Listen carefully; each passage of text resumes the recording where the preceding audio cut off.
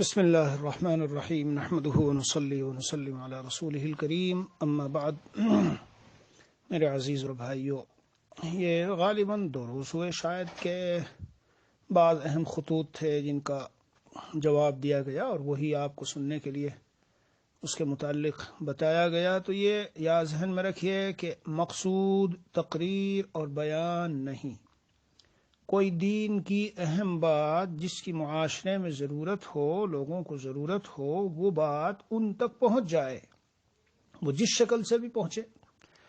تو بعض مرتبہ بعض رات کی ایسی کوئی بات ہوتی ہے جو وہ سوال کرتے ہیں کہ وہ صرف انہی تک نہیں ہو، انہی کی ضرورت نہیں ہے، بہت سو کی، جیسے حضرات صحابہ کرام رضوان اللہ علیہ مجمعین نے نبی اکرم صلی اللہ تعالی علیہ وسلم سے بہت سے سوالات کیے، تو محدثین نے لکھا ہے کہ یہ سوال پوری امت کے لیے ایک نعمت بن گیا۔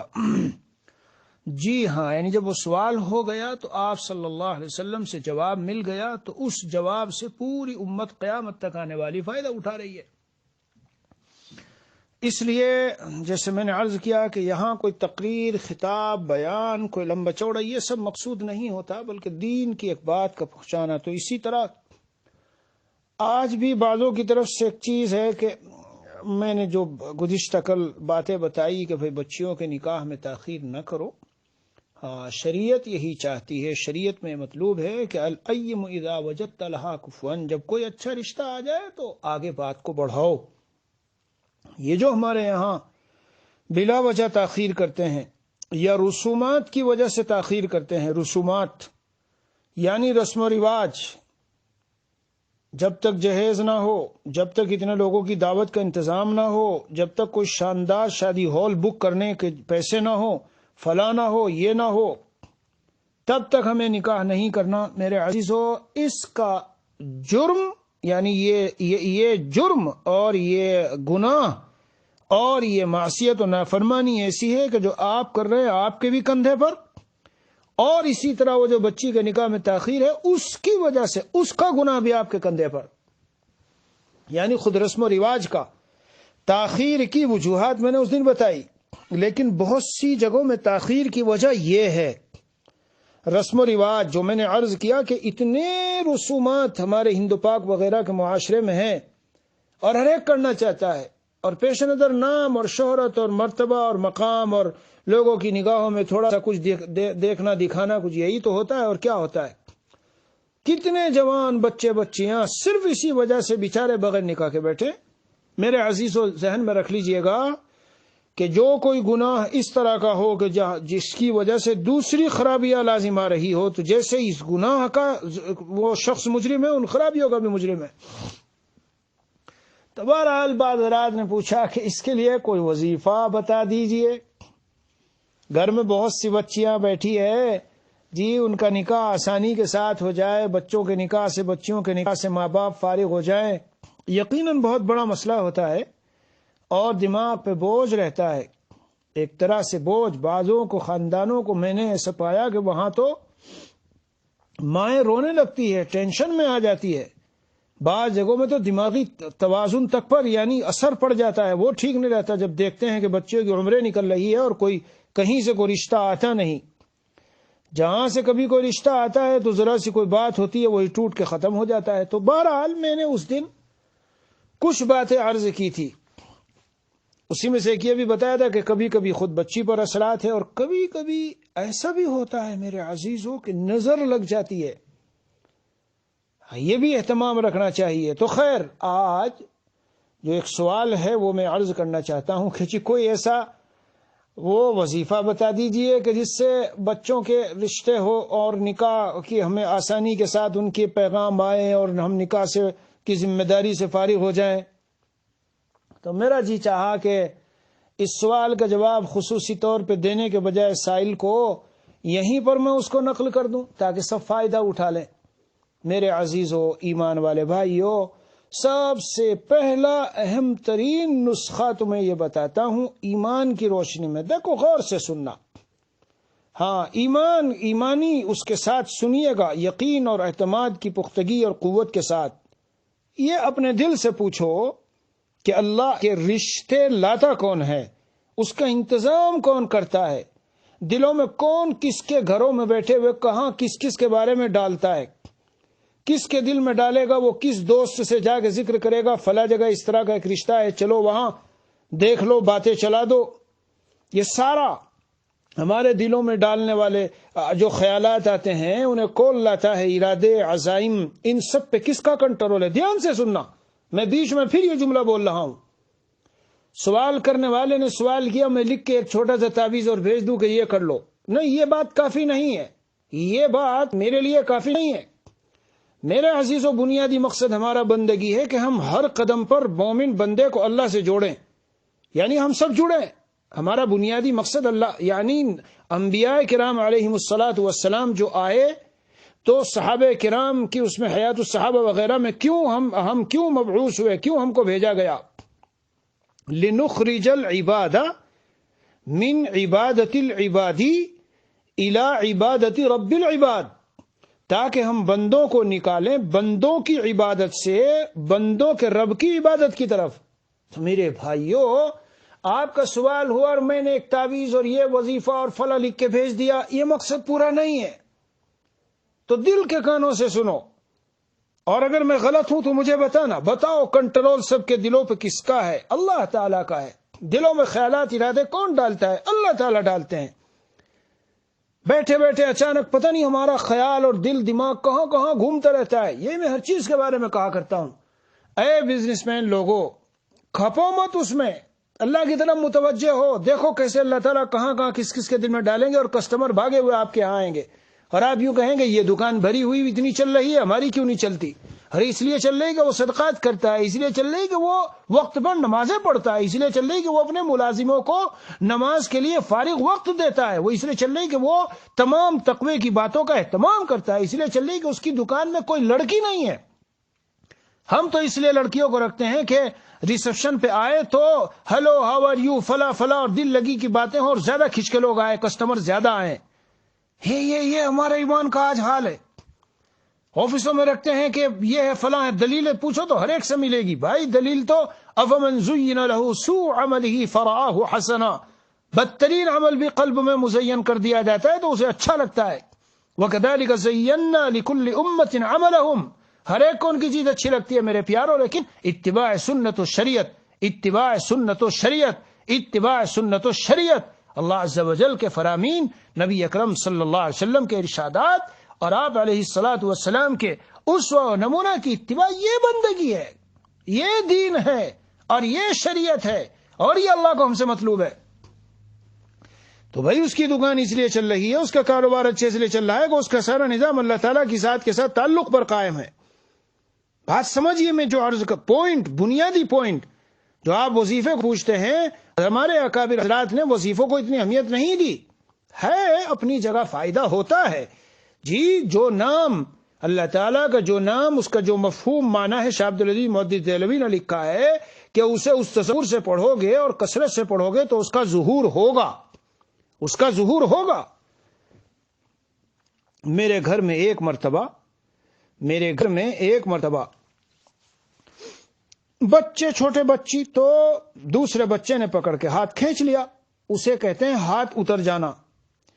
تو وہ ہاتھ اتر گیا، اور مطلب ایسا ہو گیا کہ بالکل وہ نہ ہلتا نہ چلتا. ذرا وہ کرو تو بہت زیادہ درد و تکلیف ہو، اور بالکل ایسے برابر میں پڑا ہوا ہے ہاتھ. مجھ کو بہت فکری ہوئی رات بھر کہ بھئی پتہ نہیں یہ بچی جو ہے اب رات کو سو بھی سکے گی اور ہمیں بھی سونے دے گی یا نہیں ہوگی، پتہ نہیں کیا ہوگا، اللہ خیر کرے. بہرحال صبح ہی میں گیا اور ڈاکٹر پہ اپوائنٹمنٹ کیا. وہاں وہ تھا، وہ ٹوکن سسٹم ہوتا ہے کہ جو پہلے جاوے پہنچے تو وہ اس کا نمبر، پہلے ہم چلے گئے، بیٹھ گئے. بات آئی کیا ہے، اس نے ریسپشن پہ لکھا کہ یہ ہے، ڈاکٹر کو بتانا. لیکن رات ہی میں ایسے ہی بس اللہ عز و جل نے میرے دل میں ڈالا کہ جوڑنے والی آیت قرآن کے اندر سے میں نکال کر اور پڑھ دوں.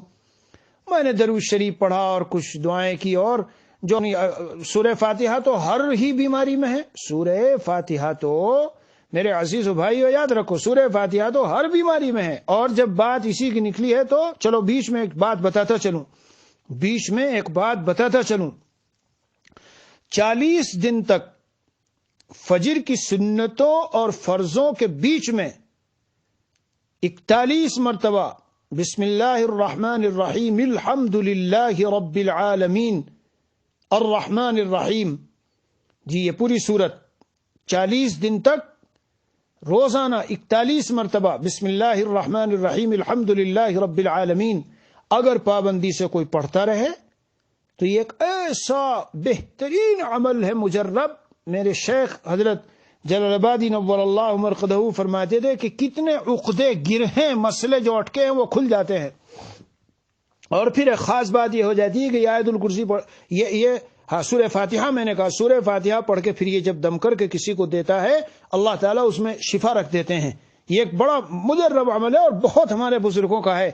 بہرحال یہ تو بیچ میں بات آ گئی. ہاں تو میں عرض کر رہا تھا کہ یہ تعویذ اور عملیات یہ اصل مقصود نہیں. ہمارے حضرات اکابر رحمہم اللہ اصل اصولی طور پر بنیادی طور پر جو عمل کرتے تھے وہ یہ یعنی اللہ سے جوڑنا. تو جو آیات قرآن میں اللہ کے اسماء حسنی ہیں اس طرح کے جن کا جو مفہوم ہے اس کو اس کے مطابق پڑھ لینے سے فائدہ ہو جاتا ہے. تو میں نے اس دن وَرَبَطْنَا عَلَىٰ قُلُوبِهِمْ إِذْ قَامُوا فَقَالُوا رَبُّنَا رَبُّ السَّمَاوَاتِ وَالْأَرْضِ لَن نَّدْعُوَ مِن دُونِهِ إِلَٰهًا لَقَدْ قُلْنَا إِذًا شَطَطًا. تو وَرَبَطْنَا عَلَىٰ قُلُوبِهِمْ إِذْ قَامُوا بس یہ الفاظ بار بار پڑھے چند مرتبہ رب الآخر درود شریف اور دم کرتا رہا. صبح میں جب ہم وہاں پہنچے تو کچھ دیر بیٹھنے کے بعد میں واپس ہو گیا اور میں نے اپنے اہلیہ سے کہا, بچی ہے کہ امی اپنی اہلیہ سے کہا میں نے کہا اس کا تو ہاتھ بالکل ٹھیک ہے, یہ دیکھو اٹھتا ہے چلتا ہے کود رہی ہے سب کھیل رہی ہے. ہم چلے آئے تو وہ ریسپشن پہ پوچھنے لگی وہ عورت کہ کیوں جاتے ہو. میں نے کہا جو مرض تھا وہ مرض ختم. تو اس سے تو انکار نہیں, لیکن اصل چیز تو بہرحال سنو ٹائم بھاگ رہا ہے. میں اس کا جواب دینا چاہتا ہوں. اصل الاصول وظیفہ بنیادی وظیفہ جو ہمارے اس مسئلے کے لیے بھی بچیوں کے رشتے کا معاملہ اور صرف رشتوں پہ کیا کفایت ہے کہ رشتے ہو گئے نکاح ہو گیا. میرے عزیزوں میرے بھائیوں کتنی ہی بچیوں کے نکاح ہوئے ہیں لیکن ہونے کے بعد چند ہی دن گزرے ہیں کیسے کیسے تنگی اور پریشانی اور کیسی جنگیں اور لڑائیاں اور کیسے ناگوار حالات اور تکلیفوں میں بچیاں ہیں. زندگی دو بھر ہو رہی بیچاریوں کی. تو صرف وظیفہ اسی کے لیے نہیں, بچیوں کے نکاح بھی ہو جائیں ان کو جوڑے مل جائیں اور بچوں کے لیے بھی یہ بھی مسئلہ ہے. کتنے جوان ہمیں ملتے ہیں پھر رہے ہیں بیچارے ان کو تلاش میں ہے کہ کہیں ملتا ہی نہیں. جی تو بچوں کو اور بچیوں کے دونوں کے لیے بنیادی چیز بتاتا ہوں بنیادی. اور وہ بنیادی چیز کیا ہے؟ بنیادی چیز یہ ہے اللہ کو اپنے ساتھ کر لیجئے. اللہ عز و جل سب کے دلوں پہ حاکم اور قابض ہے اور کنٹرولر ہے, controller of this whole world whole universe, پوری دنیا کا کنٹرولر.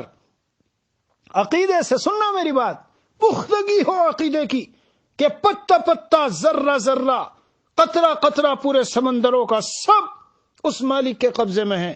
جب صحابہ اس یقین کے ساتھ سمندروں کو پار کرتے تھے تو کیسے چلے جاتے تھے؟ گھوڑوں پہ بیٹھے ہوئے. اور کیسے چلے جاتے تھے؟ بالکل بھاگے ہوئے. اللہ تعالی ہمیں اپنی رحمت سے یہ یقین کی کیفیت عطا فرما دے. حق تعالی ہمارا حامی و ناصر ہو. اور اللہ ساتھ کیسے؟ تو اللہ کو ساتھ کر لیجئے. اللہ ساتھ کیسے ہوتے ہیں؟ یا ابن آدم تفرغ لعبادتی, اے انسان تو میری عبادت کے لیے فارغ ہو جا. جی میں تیرے سینے کو غنا سے بھر دوں گا اور تیرے فقر کو دور کر دوں گا. دوسری روایت میں ہے من جمع الہموم ہما واحدا, سارے غموں کو جس نے اپنا ایک غم آخرت کا بنا لیا اللہ تعالیٰ اس کے باقی سب غموں کی طرف سے کافی ہو جاتے ہیں. علماء نے لکھا چھوٹے چھوٹے غم نہیں دیتے, جیسے عصائے موسیٰ, حضرت موسیٰ علیہ السلام کی عصا اژدہا بن کے فرعون کے جادوگروں کے سارے سانپوں کو نکل گئی. پیارو بھائیو ایمان والو سن لیجئے یہ بات کہ کیا ہوتا ہے. بچوں کی شادی کیسے ہوگی اور گھر کہاں سے خریدیں گے اور گاڑی کے لیے پیسہ کہاں سے آئے گا اور اس بچے کی پڑھائی کا مسئلہ ہے اور یہاں گھروں میں یہ فلاں ہو گیا. سینکڑوں چھوٹے غم جو انسانوں کو پریشان کیے ہوئے ہیں اور جن کی وجہ سے زندگی دوبھر ہوئی ہے. یہ اللہ تعالیٰ ان غموں کو فرمایا کہ اس طرح جیسے عصائے موسیٰ اژدہا بن کے سارے سانپوں کو نگل گئی. یہ جو آخرت کا غم، اللہ کو راضی کرنے کا غم ہے، یہ ان سارے چھوٹے چھوٹے غموں کو نگل جاتا ہے. اللہ اکبر کبیرہ. خدا کی قسم میں بالکل پورے وثوق اور یقین سے کہتا ہوں کہ جو بندہ اللہ تعالیٰ کو راضی کرنے کو ٹھان لے بھائی ایک لمحہ بھی مجھے اللہ کو ناراض نہیں کرنا، بالکل اس کی منشا کے مطابق زندگی گزارنی ہے، اس کے معاش کا، روزی کا، بچوں کا، بیوی کا، گھر والوں کا، اور ان کی صحت کا اور عافیت کا، اور کوٹ کچہری سے حفاظت کا، اور طرح طرح کی بدترین بیماریوں سے حفاظت کا، اور فلاں کا سب غیب سے ایسا انتظام ہوتا جاتا ہے کہ حیران ہو جاتی ہے. یعنی گھر جنت بن جاتا ہے. بچیوں کو بھی شوہر ملے تو داماد جو ان کو ملے گھر میں تو وہ بھی، اور اسی طرح پھر جو بہویں ملی تو وہ بھی ایسی کہ خوشگوار زندگی. تو یہ جڑ ہے. جس نے وظیفہ پوچھا وہ بھی ان میں ہے جو بیان سنتے ہیں، تو سن لیجئے. میں بتاؤں گا وظیفہ بتاؤں گا، لیکن وظیفوں میں راس الوظائف جو سارے وظیفوں کی جڑ، وہ میں آپ کو بتا رہا ہوں. اب ہمارا حال کیا ہے ہماری زندگی کہ نماز بھی نہیں پڑھیں گے صبح کو اٹھ کر، پینٹ شرٹ، داڑھی صاف، ٹی وی، فلمیں، جی لباس بھی ایسا کہ مسجدوں میں بھی ننگے پینٹ پہنے ہوئے، پینٹ وہ ٹائٹ پینٹ پورا سطر گویا کہ کھلا سمجھ لو ایک طرح سے. بہرحال پڑوسیوں کو ستا دیا، میراث دبا لی، لوگوں کے مال وہ کر لیے، حرام کھا لیا. تو بھائی ان سب چیزوں کے ساتھ تو اللہ تعالی اولاد کی ان سب مسائل کو ہمارے لیے درد سری بنائیں گے. آگ جس سوراخ سے نکل رہی ہے، جہاں سے جس جگہ سے آگ نکل رہی ہے اسے بند کرو، ختم کرو. جی جس تنور میں سے آگ آ رہی ہے اسے بند کر دو تو کمرے کے اندر کی گرمی خود ختم. حضرت شاہ اردوئی رحمۃ اللہ علیہ ایئر کنڈیشن گاڑی میں بیٹھے تھے، شیشہ کھلا ہوا تھا. فرمایا سعودی کا قصہ ہے، بھئی ایئر کنڈیشن کھلا ہے، پھر گاڑی گرم کیوں نہیں؟ فرمایا کہ حضرت باہر سے گرمی آ رہی ہے. فرمایا ونڈو کو بند کرو. پھر حضرت نے مثال دی کہ اسی طرح جب ہم کچھ نیکیاں تو کرتے ہیں لیکن گناہوں کی کھڑکیاں کھلی ہے. میرے عزیزوں، میرے بھائیوں، جب اللہ کو ناراض کرنے والے کاموں کی کھڑکیاں کھلی ہے تو پھر یہ اولاد، یہ نکاح کے معاملات، یہ بچیوں کا گھر میں بیٹھے رہنا، یہ ایسے داماد ملنا جو بچیوں کو ہماری ستاویں، یہ ایسی بہویں ملنا جو ناک میں دم کرے، یا بہوؤں کو ایسے وہ مل جانا، جی ساس سسر ملنا، جی یہ ان کے اعمال کا ہے. تو یہ سمجھنے کی چیز ہے، سمجھو اسے. جس کے دل، جس کے قبضے میں سب کے دل، ساری برادری کے بچے بچیاں، ان کے والدین، سب کے دل وہ اللہ تعالیٰ بیٹھے بیٹھے دل میں ڈالیں گے، اسباب بنائیں گے. وہ فلاں جگہ فلاں سے ملا، وہ فلاں سے ملا، وہاں تذکرہ ہوا، باتیں نکلی، فلاں جگہ ایک بچی ہے، بھائی رشتہ دیکھو بہت اچھا گھر ہے، فلاں جگہ ایک بچہ ہے، دیکھو تم بچی کے لیے تلاش کر رہے ہو. یہ باتیں خود نے نکلوائی گئی، یہ ارادے عزائم خود نے دل میں آئے، اللہ کی طرف سے ڈلوائے گئے. اس کے قبضے میں بالکل ایسے، میں نے ایک دن بتایا تھا، دل اس طرح ہر وقت الٹ پلٹ عدل بدل ہے، جیسے ایک پر کو چٹیل میدان میں ڈالو، وہ ادھر سے ادھر بھاگ رہا ہے. تو جڑ سمجھ لیجئے، صبح کو اٹھو، نماز پڑھو، اور مکمل دین کی، اللہ کی گناہ کے کاموں سے بچ کر مکمل دین کی پابندی کرو. اور صبح سے لے کے رات تک، میں نہیں کہہ رہا ہوں کہ آپ بالکل صوفی بن جاؤ، بس ہر وقت تسبیح لیے رہو اور مسجد میں پڑے رہو اور ہر وقت جماعت تبلیغ میں لگے رہو اور خانقاہ میں لگے رہو. تم سمجھو یہ مولوی صاحب بیان کرتے ہیں بس یہ تو ایک ہی بات کہتے ہیں. میں نہیں کہتا، کاروبار کرو، ٹھاٹ سے کرو، خوب معاش اور بڑھاؤ اور سب کچھ کرو، لیکن ایک لمحے کے لیے ہمارے حضرت والا رحمۃ اللہ علیہ فرماتے تھے، جان کی بازی لگا دو کہ اپنے مولا کو ناراض نہیں کرنا. پھر دیکھنا زندگی میں کیسی بہاریں آتی ہے. آپ کو وظائف کی ضرورت نہیں پڑے گی اس کے لیے. یہ سب سے بڑا وظیفہ ہے. جی ہاں، 5 وقت کی نماز پڑھو، اور 5 وقت کے ساتھ ساتھ جو اور کچھ ایسی نفلیں نمازیں ہیں جو ہمیں حضور اقدس صلی اللہ علیہ وسلم کے طفیل میں ملی. میرے پیارو، کیوں ہم چھوڑتے ہیں اتنا بڑا خزانہ؟ اشراق کی نماز پڑھ لو، پورا حج و عمرہ 3 مرتبہ حضور پاک صلی اللہ علیہ وسلم اپنی زبان مبارک سے فرما رہے. 4 رکعت پڑھ لے دن کے شروع میں، ابن آدم میں تیری ساری ضرورتوں کو کافی ہوں. بتاؤ جھوٹ ہے کیا یہ بات؟ تو ہمیں اس پہ حضرت تھانوی قدس الروح فرماتے ہیں 1000 قسم کی مشقتیں اٹھائیں گے لیکن چاشتی کی نماز کیوں نہیں پڑھتے؟ سورہ یاسین شریف کیوں نہیں پڑھتے؟ دن بھر کی ضرورتیں پوری، تو دن بھر کی ضرورتوں میں یہ بھی تو ہماری ضرورت ہے نا کہ بچی کا نکاح رشتہ آوے. ہزار جتن کریں گے اور ٹینشن اور ڈپریشن اور جی میں تو حالات کی وجہ سے اتنا اداس ہو گیا ہوں اور یہ ہو گیا ہوں وغیرہ. خیر جیسے میں نے کہا کہ میں آپ کو بتاؤں گا وظیفہ، تو بہرحال وظیفہ بتاتا ہوں. یہ بات ذہن میں رکھو، صبح سے شام تک کے جو اوراد وہ ہیں یہ نمازیں پڑھو. نماز کے بعد نبی پاک صلی اللہ علیہ وسلم آیت الکرسی پڑھتے تھے، سمجھ رہے ہو، اور تینوں قل پڑھتے تھے صبح کو مغرب کے بعد، اور پھر رات کو لیٹتے وقت میں پڑھ کر پورے بدن پہ ہاتھ پھیرتے تھے. میرے پیارو، حضور اقدس صلی اللہ علیہ وسلم تو واللہ یعصمک من الناس، آپ کی حفاظت کی ذمہ داری کس نے لے رکھی تھی؟ اللہ عز و جل نے. پھر ہمارے لیے نمونہ چھوڑا ہے کہ یہ کرو. اور ہماری غفلت کی کیا حالت ہے؟ ٹی وی دیکھتے دیکھتے سو رہے ہیں، نیٹ دیکھتے دیکھتے سو رہے ہیں، سونے سے پہلے سنت میں ہیں. جی ہاں، یہ سب پڑھنا، آیت الکرسی پڑھیے اور سورہ بقرہ کا آخری جو رکوع ہے وہ پڑھیے، اور اسی طرح سے تینوں قل پڑھیے، اور پھر ان فی خلق سے مطلب یہ سب پڑھ کر دیکھ لو کتاب میں اسوہ رسول اکرم صلی اللہ علیہ وسلم سیرت کی بہت شاندار کتاب ہے. جتنا میرا بیان سن رہے ہو سب کے سب اس کتاب کو خرید کے اپنے پاس رکھو. ڈاکٹر عبدالعزیز صاحب عارفی نور اللہ مرقدہ کی کتاب عملی اعتبار سے سیرت کا جو عملی پہلو ہے اس اعتبار سے زبردست کتاب ہے. پڑھو اور اپنے پورے بدن پہ پھیرو اور سو جاؤ. اور صبح کو فجر بعد بھی اور ہر نماز کے بعد بھی دیکھنا پھر یہ جنات جادو کہاں سے آ کے تمہاری بچیوں کے رشتوں کو اور اس کو روک دے گا. بچیوں کو بھی کہو، بچوں کو بھی کہو، پابند بناؤ. یہ وظیفہ بتا رہا ہوں میں. میرے دل پہ چوٹ لگتی ہے جب لوگ بظاہر وظیفوں کے کچھ ایسے تعویذ کوئی ایسا ہو یہ سمجھتا ہے چھو ایسا مارو کان میں کہ بس وہ الا بلا ساری ٹل جائے. پیارو، میں نے ایک بار تقریر میں ایک جگہ کہا تھا، پوری شریعت اسلامیہ میں مجھے ایک وظیفہ اور عمل ایسا نہیں ملا کہ نافرمانیوں کے ساتھ اور اللہ کی معصیتوں کے ساتھ جی ساری مشکلات اور مسائل اور فلاح حل ہوتے ہوں. ایک بھی وظیفہ نہیں ہے. جو دعویٰ کرتا ہے ایسا وہ جھوٹا ہے. کیوں؟ قرآن نے کہا ہے من اعرض عن ذکری، میری یاد سے جو ادھر ادھر اعراض کرے گا میں اس کی زندگی کو تنگ اور تلخ کر دوں گا، اور جو میری یاد میں ہوگا میں اسے سکون کی زندگی دوں گا.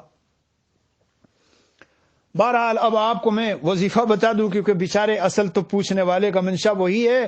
بھائی ٹھیک ہے، تم نماز بھی پڑھتے رہو اور اپنی حفاظت کا بھی وہ رکھو، بندوبست رکھو، اپنی بچیوں کی حفاظت کا، بچوں کی حفاظت کا بھی ان کو بھی سکھاؤ.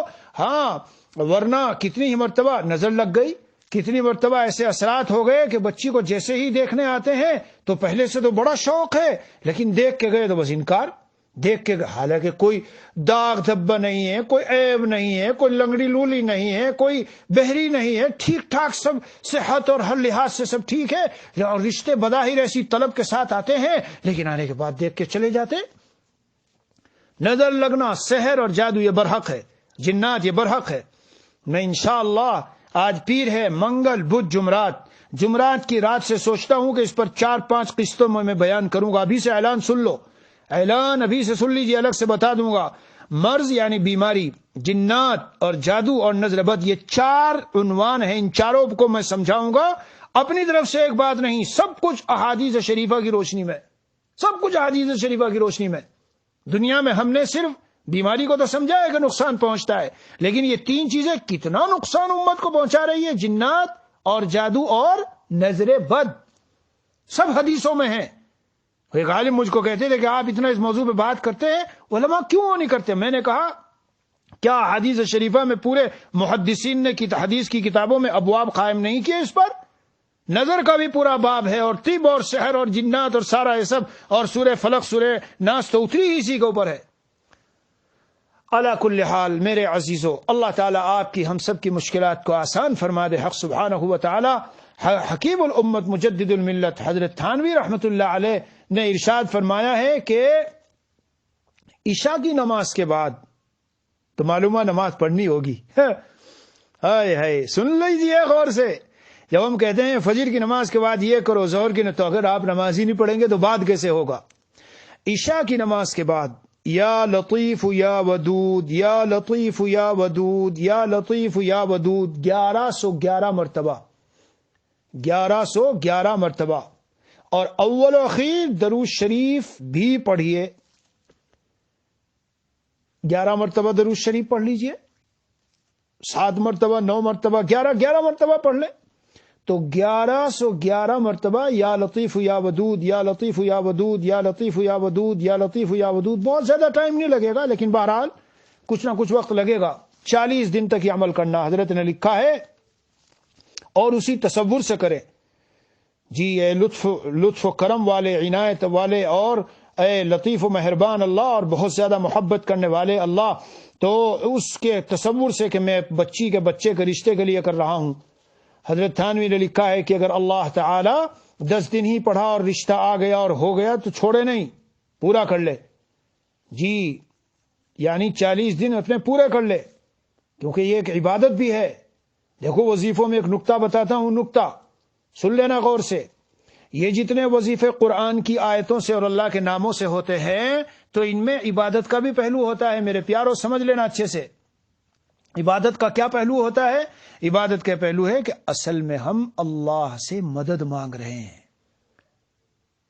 ان کے مقابلے میں جو کافر اور مشرک ہیں وہ شیاطین اور جنات سے مدد مانگتے ہیں اپنے کاموں اور اپنے مسائل اور اپنے تعویذات اور اپنی ان سب چیزوں کے جو غلط سلط شرک یا جادو ہے وہ ان سے مدد مانگتے ہیں. تو ہم ان کے مقابلے میں کہتے ہیں ہم اللہ کے غیر کی طرف نہیں جائیں گے، چاہے جو بھی کچھ ہو جائے. الہ العالمین، ہم آپ ہی کو پکارتے ہیں. جی تو 1111 مرتبہ کیا پڑھنا ہے؟ یا لطیف یا ودود یا لطیف یا ودود. خود پڑھے، والدین پڑھے. جی اور اول و آخر 11 مرتبہ درود شریف پڑھ لے. اسی طرح ایک کلمہ ہے، ایک اللہ کا نام ہے جامع، یا جامع. جامع کے معنی جمع کرنے والا.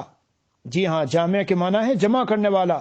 اس کلمے کا ورد بھی اپنی سہولت کے اعتبار سے چلتے پھرتے اٹھتے بیٹھتے کر لے اور تصور یہی کرے کہ اے جامع، جمع کرنے والے، یعنی دونوں کو ملا دینے والے، ایسا کوئی جوڑا ملا دینے والے، میری بچی کے لیے، میرے بچے کے لیے. چلتے پھرتے اٹھتے بیٹھتے اس کو بھی ہر نماز کے بعد ایک ایک تسبیح پڑھ لے. بہرحال حکیم الامت مجدد ابن التھانوی رحمۃ اللہ علیہ نے یہ یا لطیف یا ودود لکھا ہے. اس کے بارے میں لکھا ہے کہ 1111 مرتبہ اس کو پڑھ لیا جائے تو انشاءاللہ ابھی 40 دن گزرنے نہیں پائیں گے کہ آپ کو اس میں اللہ کے فضل سے، کرم سے، مدد سے، آپ کی اس کی وجہ سے نہیں کہ ہم وظیفہ پڑھ رہے تو ہوگا ہی، لیکن اللہ کے فضل و کرم سے انشاءاللہ رشتے کا انتظام ہو جائے گا. میں نے بعضوں کو بتایا بھی، ان کے رشتے ہو بھی گئے، شادی بھی ہو گئی اور بچے بھی ہیں. جی ہاں، تو ایسا بہرحال کئی ایسے لوگ ہیں جن کو بتایا اور انہوں نے پڑھا اور ان کی مراد حاصل ہوئی. اللہ عز و جل اپنی رحمت سے، فضل و کرم سے ہمارے سارے جائز مقاصد پورے فرمائیں. یہ میں نے خاص رشتے کے لیے بتایا، نکاح کے لیے. باقی اور مطلقاً اعمال بہت سارے ہیں، جیسے درود شریف کی یہ فضیلت ہے. درود شریف کو کثرت سے اگر پڑھیں تو اس پر یہ فضیلت آئی ہے کہ جو کثرت سے درود شریف پڑھے گا تو اللہ تعالیٰ اس کی جتنی مہمات اور ہم اور وری اور غم اور فکریں ہیں ان کی طرف سے اللہ کافی ہو جائیں گے اور آخرت میں اس کے گناہوں کو سب کو بخش دیں گے. اسی طرح میرے عزیزوں، اگر استغفار بھی کثرت سے کرے، مثلا یہ تصور کرے یار میرے بچیوں کا نکاح نہیں ہو رہا، میرے گناہوں کی وجہ سے، میں اللہ سے استغفار کروں اور استغفار شروع کر دے. یہ تصور کرے اللہ مجھے معاف بھی کر دیجئے اور میرے گناہوں کی وجہ سے رکاوٹ آئی ہوئی ہے اس کو دور فرما دیجئے. تو کثرت استغفار پر بھی نبی اکرم صلی اللہ علیہ وسلم نے یہ وعدہ فرمایا ہے. کیا یہ وعدہ ہے کہ من لزم الاستغفار جعل اللہ له من كل ضيق مخرجا. ہر تنگی سے نکلنے کا راستہ، ہر تنگی سے، تنگ حالات نظر آ رہے ہیں، کہیں کوئی جوڑ نہیں بیٹھ رہا، نکال دیں گے اللہ. ومن كل هم فرجا. غم، رات دن کی ایک ٹینشن لگ گئی ہے دل کو، بچیاں جوان ہو گئی، ہائے کیا کرے، اللہ تعالیٰ کشادگی، راہیں کھولیں گے. وَرَزَقَهُ اللَّهُ مِنْ حَيْثُ وَرَزَقَهُ مِنْ حَيْثُ لَا يَحْتَسِبُ. اور ایسی جگہ سے ضرورتوں کا انتظام ہوگا نا جہاں وہم و گمان بھی نہ ہو. ہمیں ایسی بچی چاہیے اپنے بیٹے کے لیے، ایسی ہو ایسی ہو ایسی ہو، اور اپنی بیٹی کے لیے ایسا داماد چاہیے، ایسا کہیں سے ملے گا کہ محلے والے رشتہ دار یوں کہیں کہ یہ کہاں سے لاتے ہیں یار، ایک سے ایک ان کے داماد ہے، کہاں سے نکال کے لاتے ہیں. میاں یہ لاتے نہیں، ان کا تعلق اس ذات کے سے. میں تو کبھی کبھی سمجھاتے ہوئے کہتا ہوں ان لوگوں سے، وہ جو یوں کہیں کہ جی رسم و رواج نہ کریں اور یہ دھوم دھام نہ کریں اور بڑے بڑے ہال بک نہ کریں تو آج کل شادی نہیں ہوتی. مولوی ملا کی بات ہے تو سب ممبروں پہ کرنے کی، ورنہ کوئی نہیں پوچھتا آج کل اگر رسم و رواج نہ کرے اور اچھا خاصا جہیز نہ دیں اور یہ سب جو ہے دھوم دھام نہ کریں، کوئی نہیں پوچھتا، بچیاں ایسے ہی بیٹھی رہیں گی۔ میں ان سے کہتا ہوں ظالم، یہی تیرا ایمان ہے؟ یہی تیرا ایمان ہے؟ کون ہے جو بچیوں کے لیے رشتے لاتا ہے؟ کون ہے جو بچوں کے لیے رشتے لاتا ہے؟ کون ہے جو دل میں ڈالتا ہے؟ کون ہے جو اسباب بناتا ہے؟ کون ہے بیٹھے بیٹھے خیالات دل میں ڈالے گا اور ان کو کہے گا اور ابھارے گا کہ جاؤ فلاں جگہ جاؤ؟ کون ہے کسی کے دل میں ڈال کے وہ جائے گا اپنے دوست کے بعد، دیکھو بھائی فلاں جگہ ایک بچی ہے، چلو تم تلاش کر رہے تھے اپنے بیٹے کے لیے، میں ایک جگہ لے کے چلتا ہوں۔ کوئی بیٹی کے لیے کہے گا تم تلاش کر رہے تھے ایک لڑکا فلاں جگہ ہے، چلو۔ کون ہے اس کا انتظام کرنے والا؟ پھر میں کبھی کبھی یہ کہا کرتا ہوں اگر اتنی ہی بات ہے، کام نہیں چلتا، تو یہ جو ہمارے بزرگان دین تھے جنہوں نے رسم و رواج نہیں کی، ان کی تو شادی ہی نہیں ہونی چاہیے تھی۔ کیا حضرت شیخ الحدیث، حضرت مدنی رحمۃ اللہ علیہ، حضرت تھانوی رحمۃ اللہ علیہ، مولانا الیاس رحمۃ اللہ علیہ، فلاں فلاں فلاں فلاں فلاں، ان سب کے نکاح نہیں ہوئے تھے؟ ان کے ہاں اولاد نہیں تھی؟ ان کی کوئی زندگی نہیں تھی؟ یا ایسے ہی تڑپ تڑپ کے چلے گئے دنیا سے؟ کیسی واہیات بات ہے! کبھی نہ اس طرح سوچنا چاہیے۔ اللہ عز و جل تنہا رولر ہے اور پوری کائنات اور سارے ہول وس، یہ پوری دنیا کا سارا نظام چلانے والا صرف اللہ ہے۔ بس دل کو مضبوطی سے وہاں لگائے، اور یہ جو میں نے باتیں بتائی، ہاں تو بھائی جس نے پوچھا ہے یہ ہے تمہارا وظیفہ، سمجھ لو اس کو اچھے سے۔ اللہ عز و جل مجھے بھی اپنا بنا لے اور ہمارا ہو جائے، اللہ تعالی ہمیں اپنا بنا لے اور اللہ تعالی ہمارے ہو جائیں، یعنی ہمارے حامی و ناصر ہو جائیں، اور سب معاملات میں اللہ ہمارے ساتھ، آزمائش امتحان کا معاملہ نہ فرمائے، حق تعالی آسانی اور سہولت کا معاملہ فرما دے، اور فضل و کرم کا دنیا میں بھی اور آخرت میں بھی۔ بس بھائی ٹھیک ہے، یہ ہو گئی بات۔ وصلی اللہ علی النبی الکریم وعلی آلہ واصحابہ اجمعین والحمد للہ رب العالمین۔